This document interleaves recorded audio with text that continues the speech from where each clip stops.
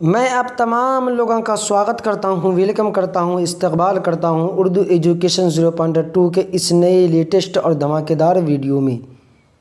آج میں آپ لوگوں کے سامنے لے کر آ گیا ہوں 12th کلاس میں جو اردو بک پڑھائی جاتی ہے اس کا میں چیپٹر بائی چیپٹر کرا رہا ہوں، اور آج میں آپ لوگوں کو پڑھاؤں گا بعض پرانے لفظوں کی نئی تحقیق۔ بعض پرانے لفظوں کی نئی تحقیق کے بارے میں، اس چیپٹر کے بارے میں آپ لوگوں کو بتاؤں گا۔ سب سے پہلے یہ کہہ دینا چاہتا ہوں، اگر ابھی تک آپ وہ سارا ویڈیو جو میں پڑھا چکا ہوں آپ لوگوں کو اگر نہیں دیکھے ہیں تو جا کر دیکھ لیں گے، کیونکہ میں آپ لوگوں کو لائن بائی لائن پڑھایا ہوں۔ آپ کو سمجھنے میں کوئی تکلیف، کوئی دشواریاں نہیں آئے گی، اور آپ کو پڑھنے کا طریقہ بھی معلوم ہو جائے گا، اور آپ اس سے اردو بھی سیکھ لیں گے صحیح طریقے سے پڑھنے کے لیے۔ اور بعض پرانے لفظوں کی نئی تحقیق جو ہے، اس کے مصنف جو ہیں، لیکھک جو ہیں، وہ سید سلیمان ندوی ہیں۔ کون ہیں بچوں؟ سید سلیمان ندوی ہیں۔ بعض پرانے لفظوں کی نئی تحقیق کے جو مصنف ہے، بعض پرانے لفظوں کی نئی تحقیق کہ مصنف جو ہیں وہ کون ہے؟ سید سلیمان ندوی ہے۔ تو کلاس شروع کرنے سے پہلے آپ لوگوں کے خدمت میں ایک شعر پیش کرنا چاہتا ہوں۔ مٹا دو اپنی ہستی اگر کچھ مرتبہ چاہتے ہو، مٹا دو اپنی ہستی اگر کچھ مرتبہ چاہتے ہو، کہ دانہ خاک میں مل کر گل گلزار ہوتا ہے۔ تو آئیے کرتے ہیں کلاس شروع۔ بعض پرانے لفظوں کی نئی تحقیق۔ پیٹ کے لیے کھانوں میں سب سے زیادہ ضروری کھانا کون سا ہے؟ بتایا جا رہا ہے کہ پیٹ کے لیے کھانوں میں سب سے زیادہ ضروری کھانا کون سا ہے؟ لوگ اپنے اپنے تجربے اور عادت کے مطابق تجربے اور عادت کے مطابق اس کے کئی جواب دے سکتے ہیں۔ آگے دیکھیے، لیکن میں سمجھتا ہوں کہ میرا خیال ہے، میرا سوچ ہے، وہی اکثروں کا ہے، یعنی یہ کہ کھانوں میں سب سے زیادہ ضروری کھانا ناشتہ ہے۔ کھانوں میں سب سے زیادہ ضروری کھانا جو ہے وہ کیا ہے؟ ناشتہ ہے۔ صبح سویرے اٹھ کر منہ میں کچھ پڑ جانے سے سارے دن کے لیے دھارس کیا ہے بچوں؟ دھارس ہو جاتی ہے، سارے دن کے لیے دھارس ہو جاتی ہے۔ یہ عجیب بات ہے کہ ناشتہ کے لیے اکثر زبانوں میں بھوک توڑنے کی اصطلاح بن گئی ہے۔ یہ عجیب بات ہے کہ ناشتہ کے لیے اکثر زبانوں میں بھوک توڑنے کی اصطلاح بن گئی ہے۔ میں 2 زبانیں جانتا ہوں، ایک پورب کی اور ایک پچھم کی، یعنی عربی اور انگریزی۔ پورب اور پچھم کی زبانیں میں جانتا ہوں، اس میں پہلا کیا ہے؟ عربی، اور دوسرا کیا ہے بچوں؟ انگریزی۔ دونوں میں یہی بات ہے۔ اس سے سمجھتا ہوں کہ اور زبانوں میں بھی کچھ ایسا ہی حال ہوگا۔ عربی میں اس کو فطور کہتے ہیں۔ فطور من ہوتا ہے ناشتہ۔ یہ بہت ہی زیادہ امپورٹنٹ ہے آپ لوگوں کے لیے۔ کیا چیز بچوں؟ فطور کہتے ہیں عربی میں ناشتہ کو، اور فطور من ہوتا ہے ناشتہ۔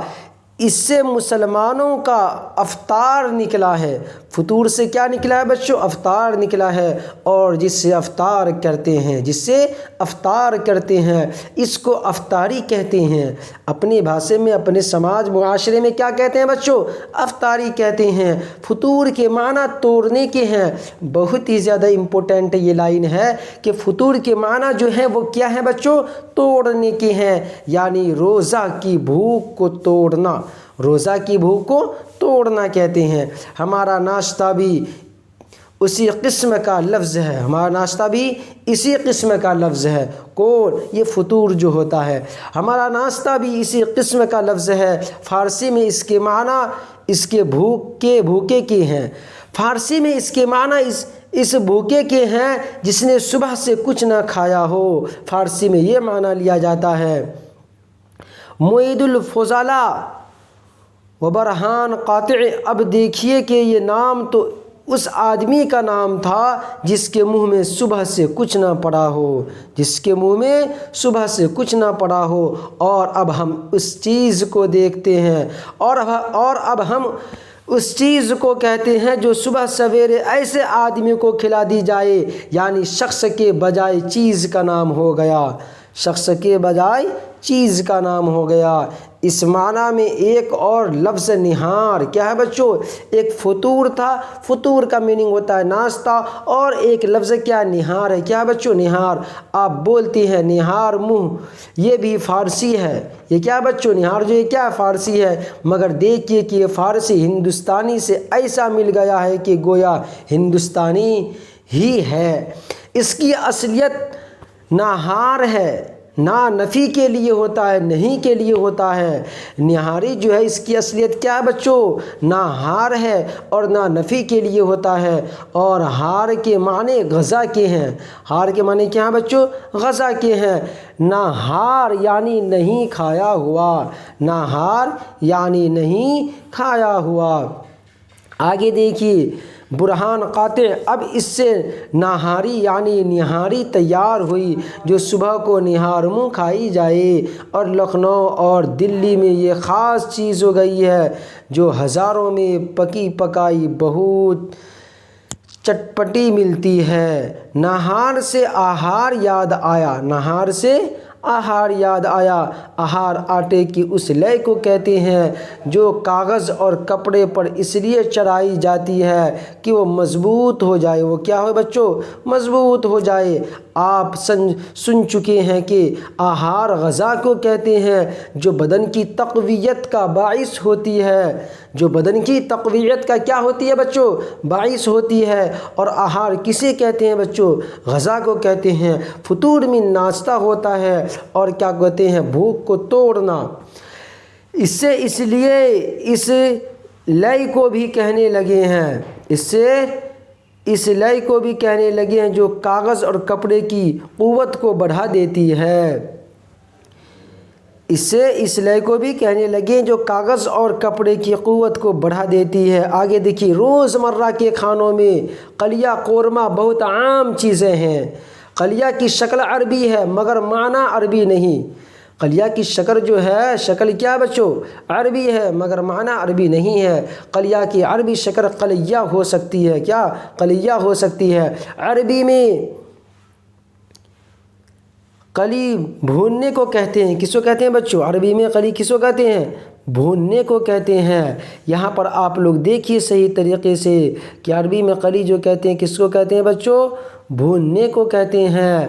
اور یہاں پر آپ کو جو بھی بتایا جائے گا وہ بہت ہی زیادہ امپورٹنٹ ہوگا۔ کس کے لیے؟ آپ لوگوں کے لیے۔ کس کے لیے بچوں؟ آپ لوگوں کے لیے۔ دیکھیے قلعی، یہ قلعی جو عربی میں لسان ہے، کیا بچوں؟ لسان ہے۔ اور آگے دیکھیے مگر بولتے کیا ہیں بچوں؟ قلی بولتے ہیں۔ یہاں پر آپ لوگ دیکھیے، آپ کو صحیح طریقے سے باتیں سمجھ میں آ جائے گی۔ تو یہاں بتایا جا رہا ہے کہ روزمرہ کے کھانوں میں جو قلیہ قورمہ بہت عام چیزیں ہیں۔ قلیہ کی شکل عربی ہے مگر معنی عربی نہیں۔ قلیہ کی عربی شکل قلیہ ہو سکتی ہے۔ عربی میں قلی بھوننے کو کہتے ہیں، اس سے قلیہ بن سکتا ہے، اور بھونے ہوئے گوشت کو کہہ سکتے ہیں۔ ہماری زبان میں قلیہ اس شوربہ دار گوشت کو کہتے ہیں جس میں کوئی ترکاری پڑی ہو، بلکہ اسی ترکاری کو قلیہ کہنے لگے ہیں۔ قورمہ تو ترکی معلوم ہوتا ہے۔ قورمہ کون سا معلوم ہوتا ہے بچوں؟ ترکی معلوم ہوتا ہے۔ آگے دیکھیے ہماری زبان میں ایک لفظ مضمون کی سرخی یعنی عنوان ہے۔ مضمون کی سرخی کیا بچوں؟ یعنی عنوان ہے۔ کیا ہے؟ عنوان ہے۔ آپ لوگ صحیح طریقے سے یہاں پر دیکھیے کیا ہے؟ عنوان ہے۔ آگے دیکھیے سرخی کیسے بن گیا؟ دیکھیے تو یہ سیاہی سے سرخی کیسے بن گیا؟ بات یہ کہ پہلے زمانے میں قلمی کتابوں میں باب اور عنوان کو امتیاز کے لیے سرخی سے لکھا کرتے تھے۔ اب ہمارے زمانے میں جب چھاپا ایجاد ہوا تو خود باب کے یا مضمون کے عنوان کو سرخی کہنے لگے، چاہے آپ اس کو سیاہی ہی سے لکھیں، سیاہی ہی سے لکھیں۔ کیا کہنے لگے ہیں بچوں؟ چاہے آپ اس کو سیاہی سے لکھیں۔ یہاں پر دیکھیے میں آپ لوگوں کو بتا رہا ہوں۔ احادی کے معنی ہماری زبان میں سست اور کاہلی کے ہیں۔ احادی کیا بچوں؟ احادی کے زمانے، احادی کے معنی ہماری زبان میں سست اور کاہلی کے ہیں، مگر ان سست کاہلوں کی پیداوار تاریخی ہے۔ احادی ہے اور احادی کے معنی عربی میں ایک ہے۔ وہ سپاہی جو فوج سے الگ اکیلا ڈیوری کی خدمت پر مامور رہتا تھا، اکبر نے اس کو احادی اکیلا کا لقب بخشا۔ احادی اور احادی الگ الگ ہے۔ یہ احادی کھاتے تھے اور ڈیوری پر پڑے رہتے تھے، کوئی کام کاج ان سے متعلق نہ تھا، اس لیے زبان خلق نے اس کو سست کاہل کے معنوں میں کہہ کر پکارا۔ زبان خلق کو کون روک سکتا ہے؟ احادی سست کاہلی، احادی اکیلا۔ آگے دیکھیے، ہماری زبان میں ایک لفظ قلعی ہے، آئیے اس کی بھی قلعی کھولیں۔ ہم لکھتے گو قلعی ہیں مگر بولتے قلعی۔ کیا بولتے ہیں؟ قلعی۔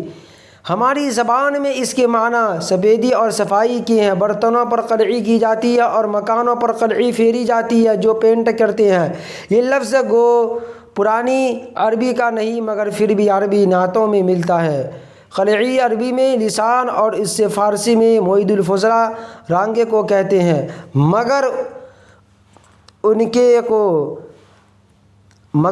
رانگے کو قلعی کیوں کہتے ہیں؟ لسان العرب کا بیان ہے کہ قلع ایک کان کا نام ہے جس سے رانگے کی بہترین قسم نکلتی ہے، اس لیے اس کی طرف نسبت کر کے اچھے رانگے کو قلعی کہتے ہیں۔ اور چونکہ اسی رانگے سے تانبے کے برتنوں میں سفیدی پھیری جاتی ہے، اس لیے اس کو قلعی کرنا کہنے لگے ہیں۔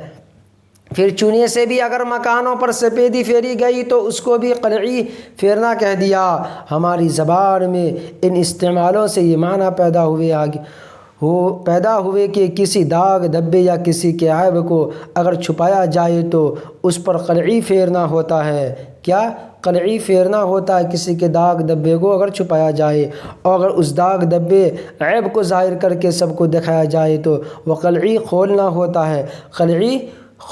ہوتا ہے۔ تو میں آپ لوگوں کو بہترین سے یہ چیپٹر کرا دیا ہوں، اگر آپ صحیح طریقے سے اس چیپٹر کو پڑھ لیں گے تو آپ کا ایک کوشچن بھی مس نہیں ہوگا۔ پھر ملتے ہیں دوسرے ویڈیو کے ساتھ۔ خدا حافظ۔